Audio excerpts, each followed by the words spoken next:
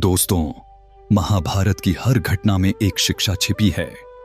कुरुक्षेत्र के युद्ध में कई वीर योद्धा हुए, लेकिन उनमें से सबसे करुण और भावनात्मक कहानी है अभिमन्यु के वध की।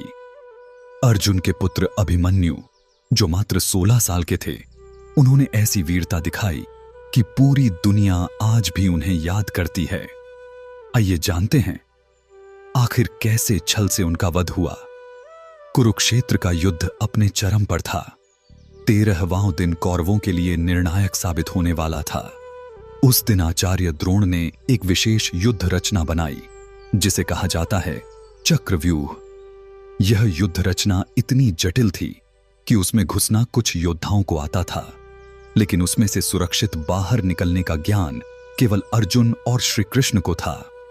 और संयोग देखिए कि उस दिन अर्जुन को चक्रव्यूह से दूर दूसरी दिशा में व्यस्त कर दिया गया, ताकि पांडव पक्ष में कोई भी योद्धा चक्रव्यूह तोड़ न सके।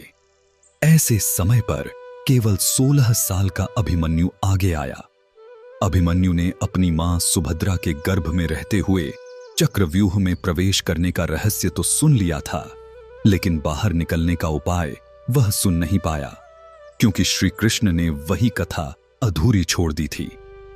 जब पांडवों ने अभिमन्यु से कहा कि हमें कोई रास्ता चाहिए, तो उसने गर्व से उत्तर दिया, मुझे पता है चक्रव्यूह में प्रवेश कैसे करना है।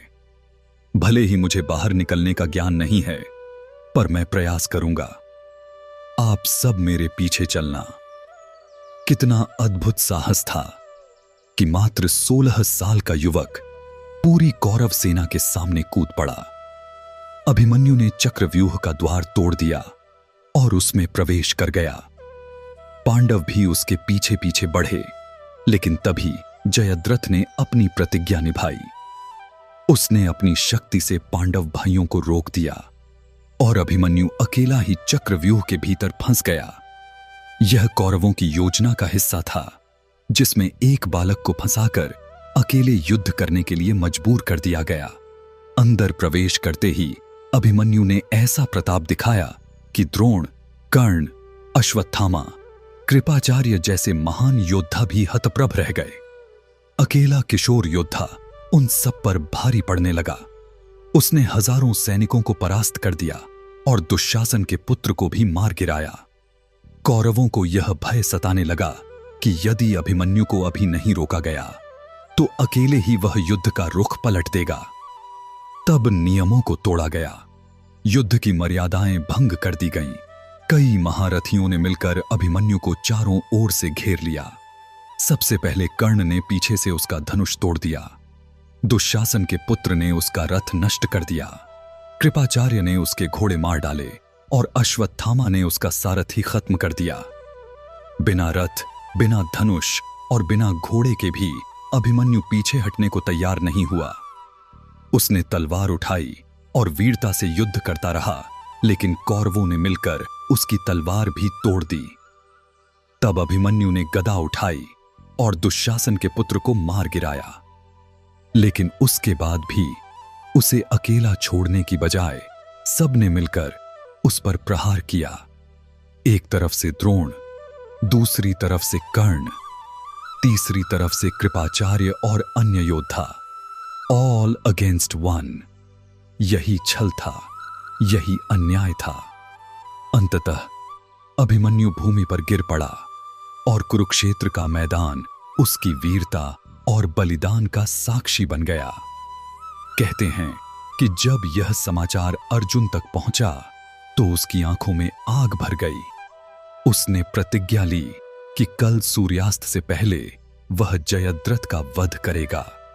और सच ही अगले दिन पूरी महाभारत की दिशा बदल गई। दोस्तों, अभिमन्यु का बलिदान केवल महाभारत की कहानी नहीं है, बल्कि यह साहस, त्याग और अन्याय के खिलाफ लड़ने का प्रतीक है।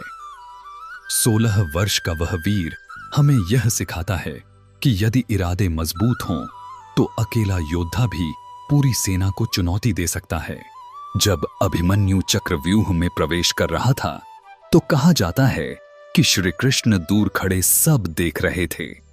वे जानते थे कि यह बालक अकेला पूरे कौरव दल के सामने टिक नहीं पाएगा, लेकिन धर्म की मर्यादा और समय की मांग यही थी कि अभिमन्यु को भेजना पड़े।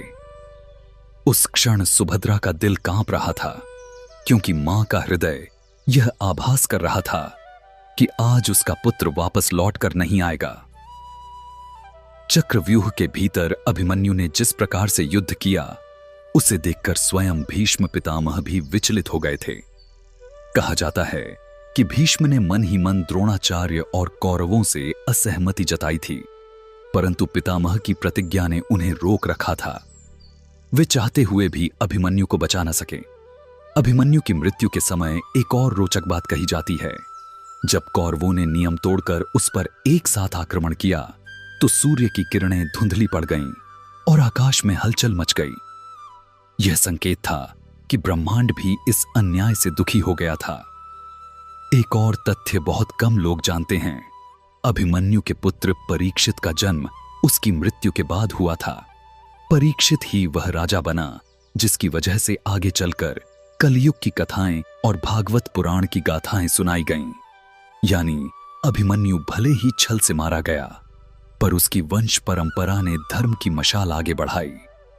जब अर्जुन ने अपने पुत्र की मृत्यु का समाचार सुना, तो उन्होंने केवल जयद्रथ को मारने की प्रतिज्ञा ही नहीं की, बल्कि कहा कि यदि इस अन्याय का प्रतिकार न किया गया तो महाभारत युद्ध का कोई अर्थ नहीं बचेगा।